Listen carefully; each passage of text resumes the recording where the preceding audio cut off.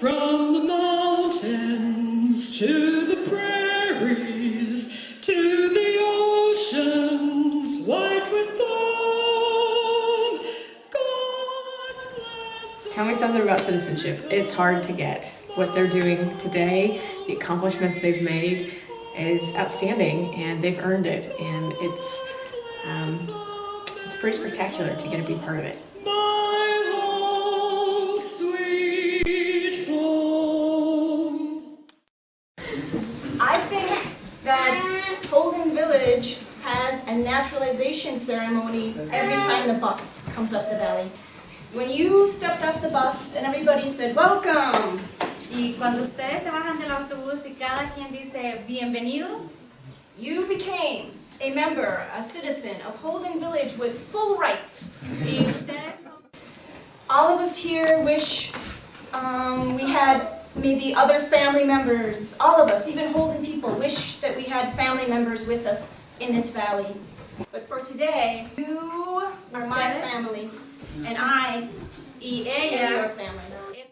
And I'm honored to have this day woven into my life and your lives together. A year ago, I was hired through World Relief Spokane, currently transitioning Missio Dei hand in hand with Pastor Tom Nees and Edith Sabala. We are today celebrating our number 32nd naturalization ceremony. Even though the majority, I think, of our candidates are from Mexico, we have many other countries represented tonight. We have Guatemala, we have Ecuador, we have Palestine, Morocco, we also have Norway, England, Minnesota, and of course Mexico.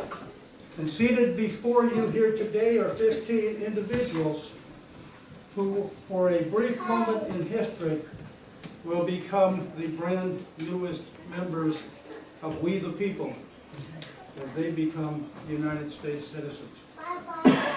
Up until this time, they've kind of been auxiliary members. They're allowed to live here and work here, but they cannot vote in our elections and have a say about how they would like We the People to go forward. They cannot hold a federal job or carry a U.S. passport, and they are always subject to a long list of federal laws that make them deportable from the United States. But as full-fledged members of We the People and United States citizens, they have all the same rights and all the same responsibilities as every other U.S. citizen, whether they are native born or naturalized. So to our 15 almost U.S. citizens, my congratulations to you all. You have taken a long path and studied very hard to get to this point in your life, and I congratulate each and every one of you.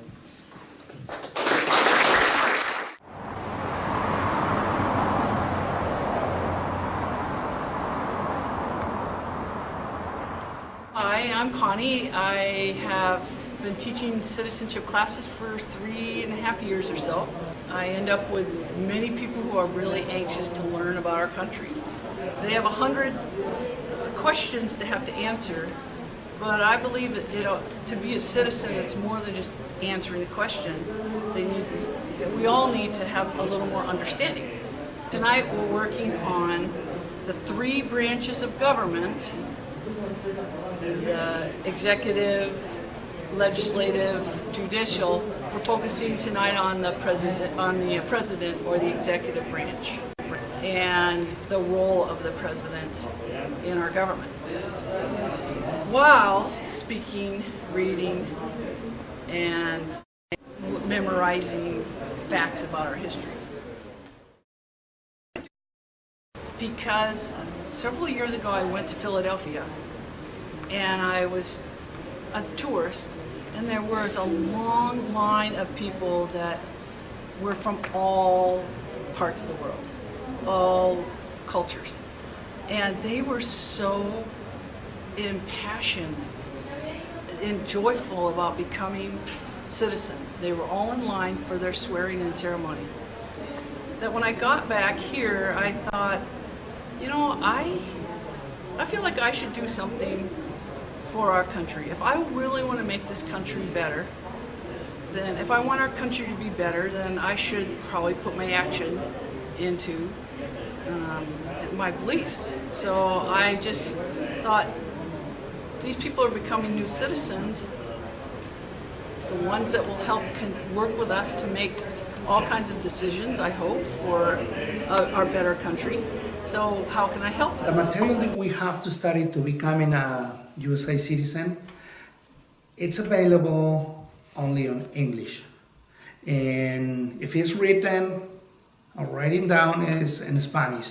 But for people that can do the test on their own language, these people need to have the requirements of being 65 years old and 15 years as a resident. They can study the citizenships on their own language, and they don't have to do writing test or reading test. So for these people, we create our own material, which is a CD. We got 20 questions and 100 questions. We went to the local radio station, which is La Nueva, and we record our own CD. And we are offering to our people material to take it with them. That way they can easily just be listening to their CD wherever they are, in the car, cooking in the kitchen or whatever. They can be listening and listening and listening. And that's how they learn it, because these people, that sometimes they come to us with no education at all. They don't know how to write, how to study, nothing. So this is how we kind of support them. They come to our classes weekly, and they have material that they can listen every single day or wherever they are at home. I do workshops on cultural self-awareness and dealing with the issues of racism and intolerance. And I think that also came from my immigrant roots, because I remember in my own family, because my dad was a proud soldier in the German army and felt that Hitler was the best thing that happened to Germany. He had a hard time in Pichaston at the sawmill. He would come home on occasion with bruises on his ribs because some of the other folks in the sawmill did not care for his arrogance. And there was one time, especially when he told the story of some folks on the green chain, when the logs or the lumber was passed down the line to other people, they shifted it so that it would hit him, and he was injured a couple of times. At this time, it is my honor to present 15 candidates for naturalization from Mexico.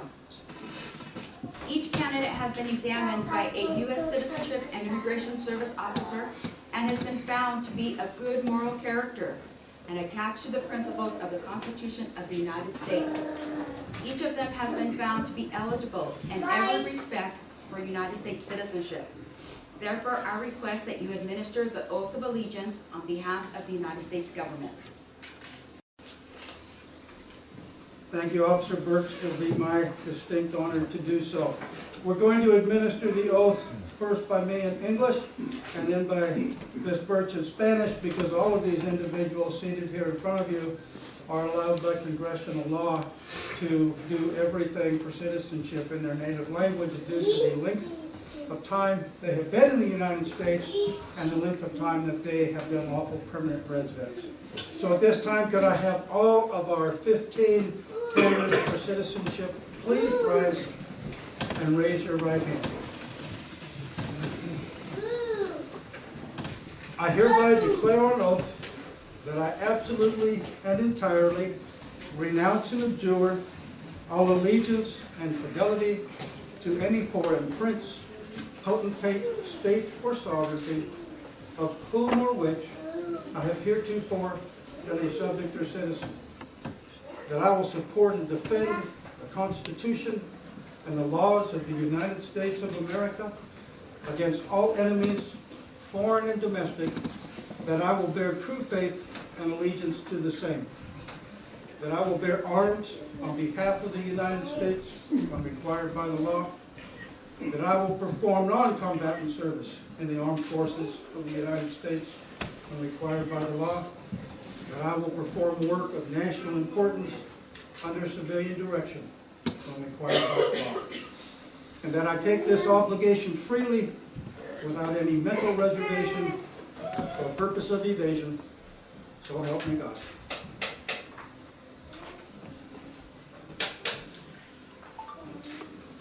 Yo por esto declaro un juramento que yo absoluto y entero renuncio y apoyaré. Congratulations, you Yes. are now United States citizens.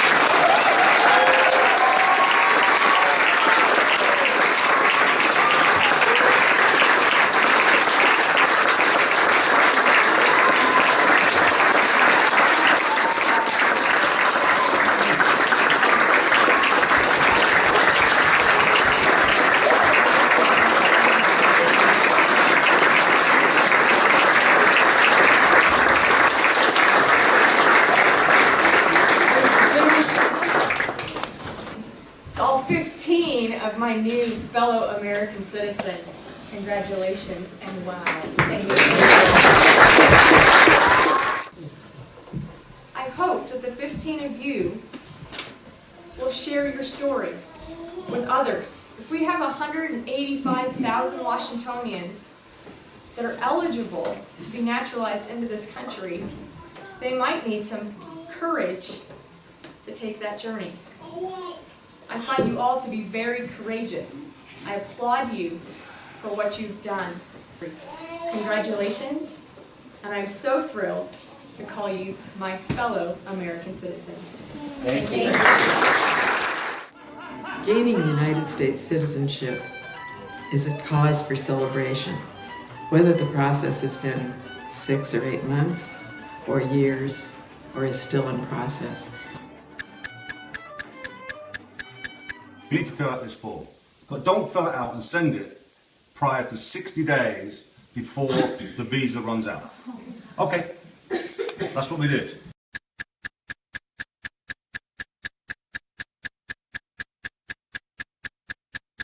So we got an attorney and we filled out all the forms and cost you a fortune, and about 5 weeks ago this much paper went off. Grace and peace. Gracia y paz sea con todos ustedes.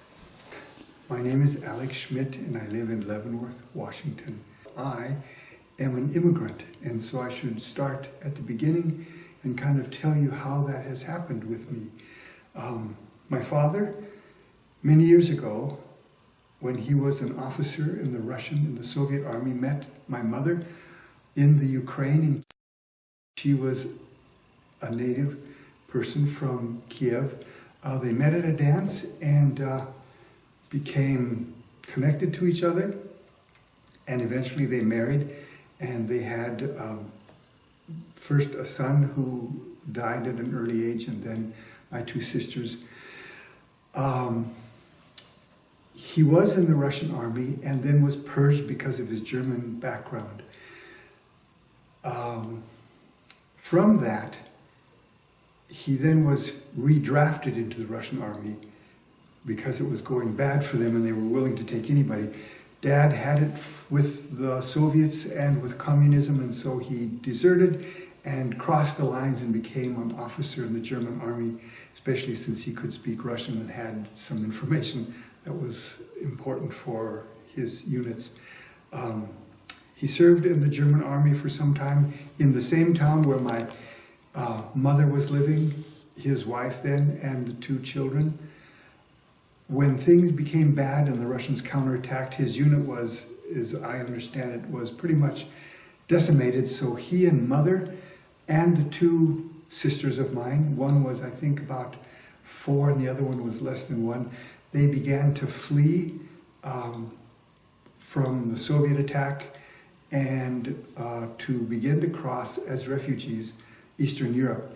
This they did with great peril to themselves, because if the Russians would have caught them, my dad would have been killed, and if the Germans would have caught them, then they would have killed my mother. So they were very careful. My mother wrote a journal about those, well, her childhood years as well as the war years and fleeing Russia to go to Germany. They did that and they landed in the Allied zone of Germany just after the war, where they were displaced persons in a camp for a time, and then they were given shelter. Everybody in that town where I was born, in Bayreuth, anyone who had an extra bedroom was pretty much mandated by the US military to take in at least one refugee family. So we lived for 5 years after the war in a room about the size of maybe your dining room. My dad tried to get visas or whatever those were called in those days to come to the United States, but because he had served in the German army and because he was a part of the Nazi party, he was denied entry.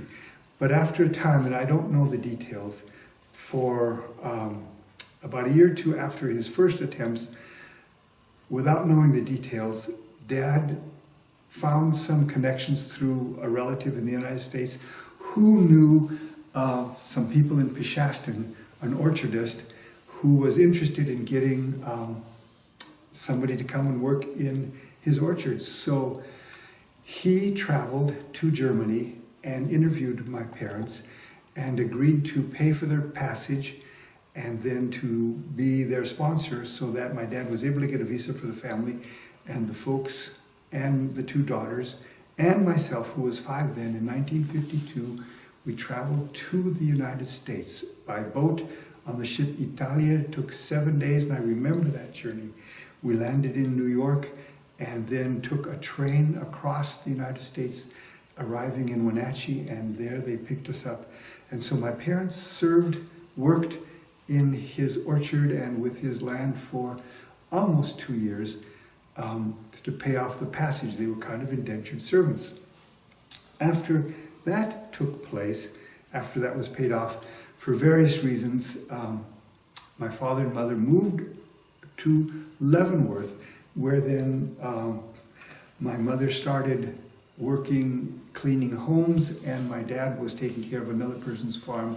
Later than that, Dad worked at a garage, pumping gas, and even later than that, Dad finally got a job working at the sawmill in Pichaston. That would have been in the mid-50s, late 50s. So then we moved to Pichaston because the commute from Leavenworth to Pichaston was too big. Imagine that.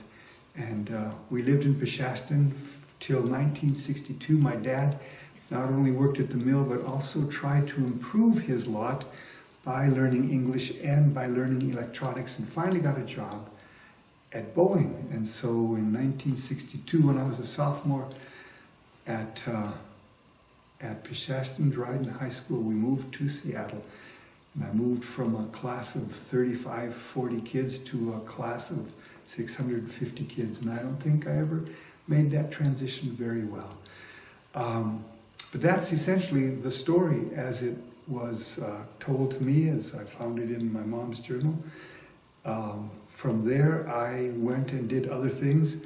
I was in ROTC, went to the University of Washington, and then I was graduated as an officer, and I served in the military in Germany. So I was able to, with my family, travel to Germany, stayed there for almost 2 years, and we could visit the place where I was born and the home of the people who kept us during those years of being displaced persons. They were still alive, and they were gracious enough to show us the house, the room where we lived, and that was quite an experience for me. Talk a little bit about why my mom, or how was the process for my mom to become a citizen. And first, she has to have some requirements. My mom waited 10 years to apply to become a citizen. Now she's 80 years old. It was a hard situation for her because she doesn't have any school at all. So we have to make an extra effort with her to teaching all the questions and civic history of the United States. I came to this country when I was 17 years old, and I like it. It's more opportunities out there for us, and if we just want to live okay, staying out of trouble. I think this country is beautiful and wonderful. And it is a country of opportunities. So this country has given me much more. When I came here, like I say, I was 17 years old, and I spent a couple years of my life working in Alaska in a fishing boat. Then I went back to Mexico and I got married. By that time, I was a resident. So I got married, I applied for my wife, bring it over, and we start our new life in here. My older kid is from Mexico. She's already a citizen of the United States. My other three kids born in here. I got a 23, 22, 17, and 14-year-old. My 23, she already graduated from Seattle University as a teacher in a preschool program. My second daughter is studying and targeting her career as a psychologist. And my 17 years old is already signed up to join the Marines as soon as he turns 18. My wife, she's working at Wenatchee Head Start as a teacher assistant.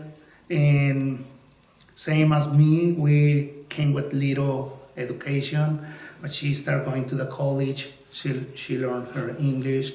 She targeted her GED, and now she's targeting her 2 years of college. So it's been hard, but not impossible. Yeah, and for me, I used to work in agriculture most of my life, harvesting apples during the day and working in a warehouse during the night, double shift. Then after that, I decided to make a change in my life, and I went to the school, learned my English, and I'm still in the process, and targeting my GE degree. And I started working as a family advocate for the Wenatchee Head Start, which is a fabulous program. So, because this is how I feel that I'm worth it and giving back something to my community. Why I come to the United States, because I'm looking for liberty, I'm looking for the place I live in peace. And justice. And justice, because the country I'm born in Guatemala, I went to the police too many times and I tell the police what happened. If you come to the United States, if something happened to your kids or your friend or somebody else, you go to the police and the police acting right away. My family in Guatemala have money, have houses, have really nice cars. We have lawyers, we have doctors, we have nurses. But it's really bad things happens around. And if the people see me over here, says, "Oh, Betty, why are you here? If you have everything over there in Guatemala," but actually I have everything here. All my life is here. When I come to the United States, I feel like I'm born again. Yeah, it's like all my life is here. This is my country. This is my family. My name is Carlos E. Morello. I'm from Guatemala. I came to the United States in 1986. My dad, he was a farmer, and we have a little bit of problems with guerrilla, and that's one of the reasons I'm here. I was my dad's right hand, so we got cattle, and we got a little bit kind of good size piece of property, if you want to call it that way. It was kind of sad because my dad just worked really kind of hard, and people just come to our place to just demanding help for just the guerrilla. And obviously, if when you own something, you like to just it's yours. So how are you gonna just support something like it's not right? So that's why we just kind of have some kind of persecution, and I decided just come to the United States. And in 1993, my dad got killed by the guerrilla, and then we just kind of applied for political asylum. And after 7 years from my green card, we just kind of have a chance to just get our citizenship, because that was our dream. And for me, there is a circle to do things, and my circle just started in Guatemala when I just born, obviously.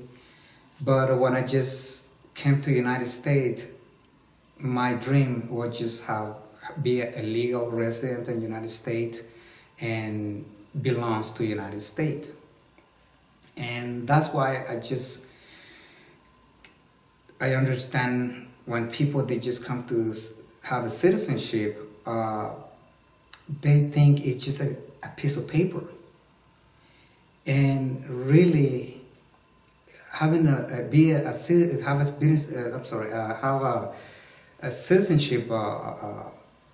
it's just have everything, because